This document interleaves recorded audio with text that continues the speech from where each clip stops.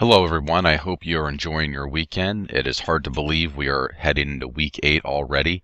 I wanted to let you know that it's been such a joy working with all of you over these last 8 weeks, and I trust you have enjoyed this class as well. We have one goal for this week, which is to evaluate distance learning programs using proper educational technology design strategies.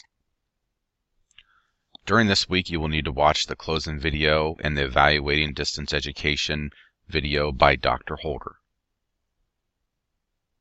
For this week's assignments, you will need to turn in your literature review via live text. You will need to take your final exam and also complete the end of the course survey located on Blackboard. I wanted to share something with you that will be a help to you as you work through your literature review. My two major suggestions with your literature reviews was to state an author's finding without referring to the author so much. And also another suggestion I had was to synthesize your sources instead of focusing on one source and then moving on to another one.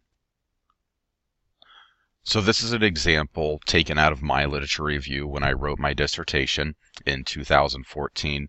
Please understand that this is after multiple drafts, and I received a lot of feedback from my dissertation chair. I also understand that you're not writing a dissertation, but what I wanted to give you is just a concrete example of what I mean by not referring to an author and not just using one author and moving on to a next author, and what I mean by synthesizing the information. So what I would want you to do is just read through this section, realize that I have multiple authors that are cited within one statement. I also have multiple authors that I'm using just within this small paragraph. But please understand that writing does take a lot of work, as you all know. Whatever your feelings may be about whether you're a good writer or a bad writer, I strongly believe that all of you are able to do well with this literature review. So just read through this section, understand that this is after multiple drafts, a lot of feedback that I received from my dissertation chair. But again, I want to give you a concrete example of what I meant by my two suggestions within many of your literature reviews.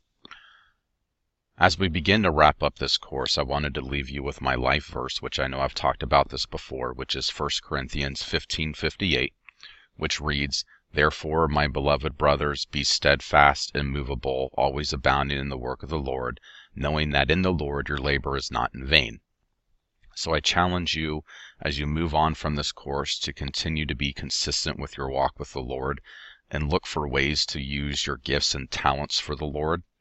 I especially like the end of this verse that promises us that our work is not in vain if we do it for the Lord. So I hope you find this verse to be an encouragement as we wrap up this course.